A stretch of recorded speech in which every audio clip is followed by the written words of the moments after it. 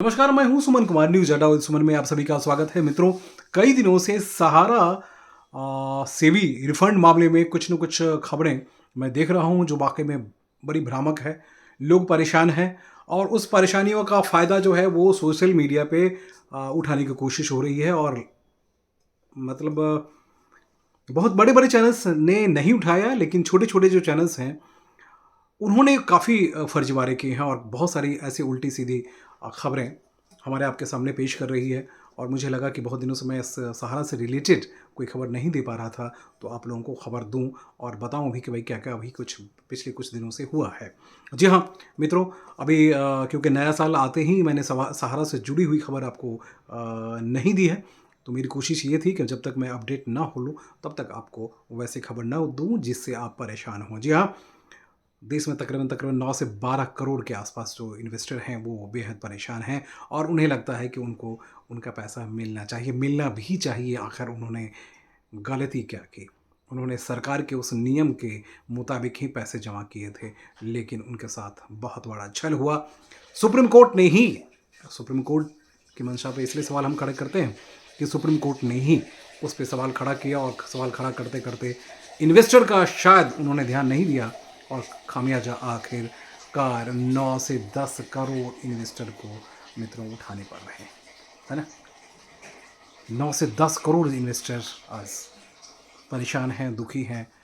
तो अभी जो हमारे पास खबर है उसके मुताबिक मैं आपको सिर्फ ये बताना चाह रहा था कि अभी मैं देख रहा था कि 10,000 से लेकर 50,000 तक किया गया। और 50,000 करने के बाद की कहानी क्या रही, उन तमाम सारे मसलों पे हम चर्चा करने के लिए ही आए हैं। मित्रों, अभी जो हमारे पास मंत्रालय से रिलेटेड अपडेट्स हैं उस पर हम चर्चा करेंगे। सबसे पहले मैं आपको बता दूं कि हमने देखा कि नए साल में लोगों को पैसे मिलेंगे नहीं मिलेंगे, इसको लेकर काफ़ी कुछ कई सारे सवालात रहे और उन सवालों का जवाब जो हमारे पास है वो किसी और के पास नहीं है, क्योंकि संयोग से वो एक प्रोग्राम था जिसमें हमारे गृह मंत्री और तमाम सारे जो सीनियर ऑफिसर्स थे वो वहाँ पहुँचे हुए थे। तो मुझे लगा कि मैं आप लोगों से शेयर करूँ। तो देखिए, अभी आप लोग बने रहिएगा और क्योंकि मैं सब कुछ डिस्क्लोज़ करूँगा, लेकिन खबर का अंत में उससे पहले मैं एक चीज़ एक बैकग्राउंड आपको बता दूं और समझा दूं कि सुप्रीम कोर्ट में अभी पिछले महीने जो हियरिंग थी उसमें भी बहुत सारी बातें कही गई, बहुत सारी बातें, बहुत सारे डायरेक्शंस दिए गए हैं, बावजूद उसके कुछ सॉल्यूशन निकलता हुआ नज़र नहीं आ रहा है। क्योंकि मैं सहारा में काम कर चुका हूँ, तो जो हमारे सहारा से रिलेटेड एक्स एम्प्लॉय हैं उनके लिए भी कुछ अच्छी खबर नहीं थी। वहाँ ये ज़रूर कहा गया कि इनकी सेहत का ध्यान रखा जाए, इनको पैसे देने की बात कही जाए, ये सब किया गया। कोई डायरेक्शंस जो है वो हमें क्लियर डायरेक्शंस नहीं मिले हैं। तो फिलहाल सहारा के इन्वेस्टर्स के लिए जो खबर है वो मेरे पास है ही। जो सहारा के एक्स एम्प्लॉय हैं वो भी हज़ारों की संख्या में हैं और उनके लाखों रुपये जो हैं सहारा के पास फंसा हुआ है। और पिछले दिनों क्योंकि सहारा के कुछ टॉप मैनेजमेंट से हमारी मुलाकात हुई और चर्चा हुई, तो उसमें हमने उनसे पूछा कि आप इन लोगों को पैसा कैसे पे कर पाएंगे। तो उनका एक जवाब था, क्योंकि सब कुछ सारी प्रॉपर्टी जो है वो सुप्रीम कोर्ट की निगरानी में ही सेल आउट होनी है। और कैसे इन्वेस्टमेंट की कहानी छोड़ दीजिए, पैसा कैसे आएगा, इन्वेस्टर को कैसे जाएगा, क्योंकि इन्वेस्टर को पैसा देने के लिए सुप्रीम कोर्ट ने इनको कोई डायरेक्शन नहीं दिया है ना। अब क्योंकि इन्वेस्टर को जो पैसा देना है वो सीधे सीधे किसको देना है, वो केंद्र सरकार को देना है, क्योंकि केंद्र सरकार के ही अकाउंट में 5,000 करोड़ दिया गया। उसके बाद भी फिर नेक्स्ट की बात हो रही है और चर्चा भी हो रही है। और मैं आपको बताऊं कि बजट सेशन में इसके लिए भी कुछ ना कुछ प्रपोजल ज़रूर आएगा, क्योंकि ये खबरें हर प्रदेश से आ रही है। मैंने झारखंड को देखा, मध्य प्रदेश को देखा, छत्तीसगढ़ को देखा, बिहार में भी हज़ारों की संख्या में, उत्तर प्रदेश में हज़ारों की, उत्तर प्रदेश में बहुत बड़ा इन्वेस्टमेंट है सहारा का। सहारा शहर हो या फिर सहारा का दादरी का वो प्रोजेक्ट हो, तमाम सारे हिस्सों में जो प्रोजेक्ट्स हैं जिसे काफ़ी ज़मीनें बेची जा चुकी हैं, काफ़ी इन्वेस्टमेंट हो चुका, काफ़ी उसको सेल आउट किया जा चुका है। बहुत सारे विवाद अलग हैं। उत्तराखंड में हज़ारों एकड़ ज़मीन पड़ी हुई है जिस पे कहीं न कहीं किसी न किसी और संस्था के जरिए कब्जा कराने की कोशिश भी हुई है। तो वो सारी चीज़ें भी है। बहुत सारी बातें हुई मैनेजमेंट के थ्रू और हमने उनसे पूछा कि भाई सहारा के एक्स एम्प्लॉय के साथ क्या होगा।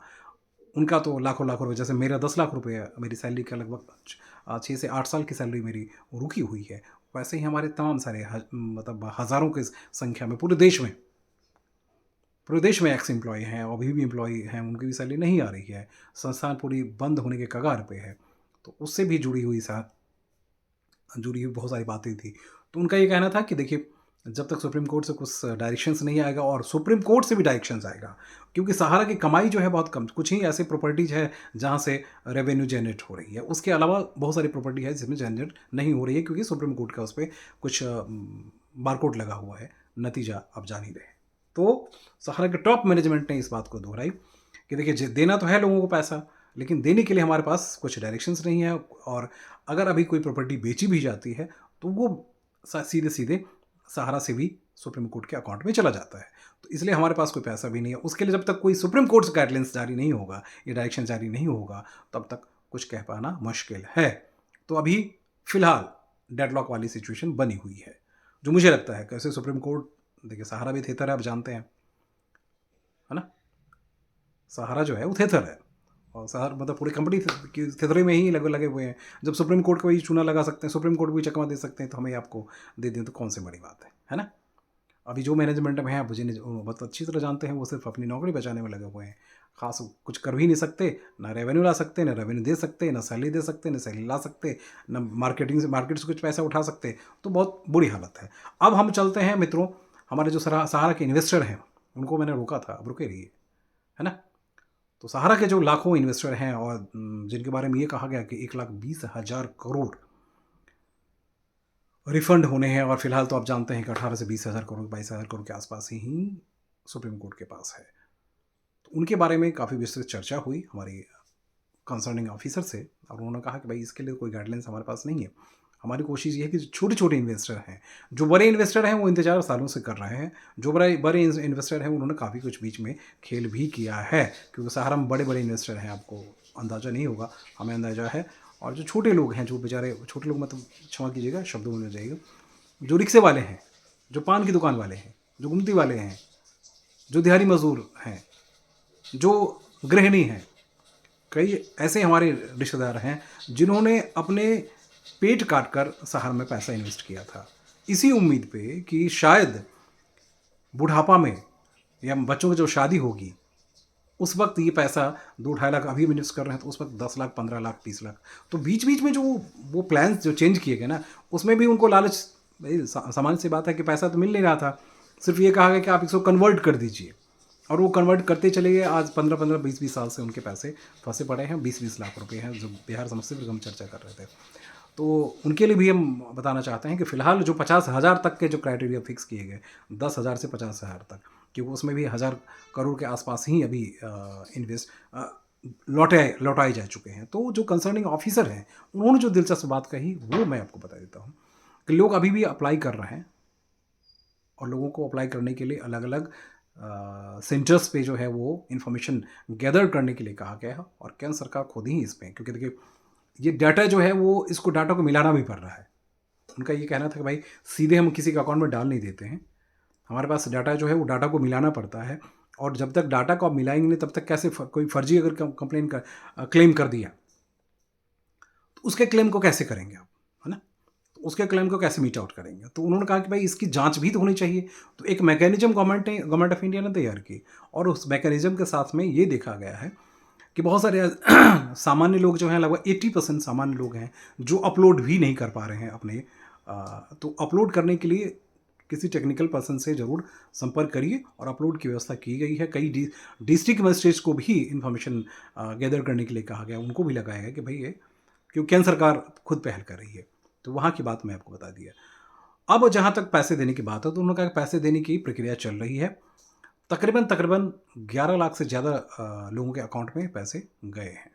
तो मैंने पूछा भाई 11 लाख ही है, अभी तो बहुत कम है। तो उन्होंने कहा कि अप्लाई जो करने के बाद, या अप्लाई करने की जो प्रक्रिया है उसमें लोगों को दिक्कतें आ रही है, उसका सॉल्यूशन हमने टेक्निकली कई बार दी है। लेकिन मित्रों, जो मैं आपको बताना चाह रहा था, छुटवैया टाइप के जो ये लोग हैं ना, वो आप लोग को बरकरार देते हैं, और कुछ न कुछ उल्टी सीधी खबर देते हैं।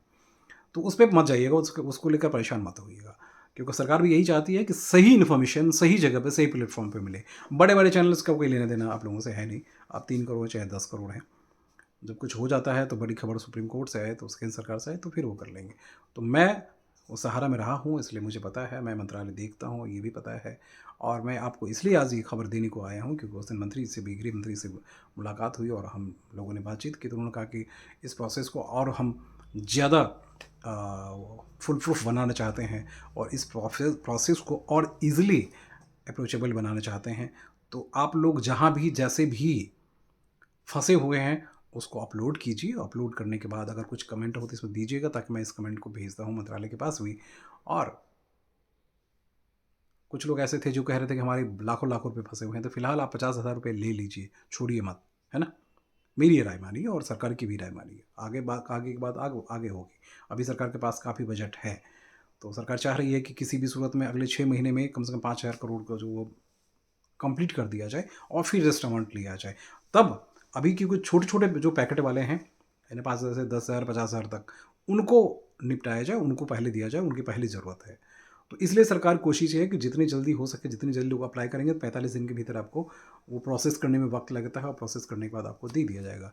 तो सहारा से रिलेटेड ये बड़ी खबर थी और भी हम कमेंट करते रहेंगे। अब जब भी आपको ज़रूरत हो तो मुझे कमेंट कीजिएगा, लिखिएगा, भेजिएगा, फिर मैं आपको अपडेट करता रहूँगा। नमस्कार।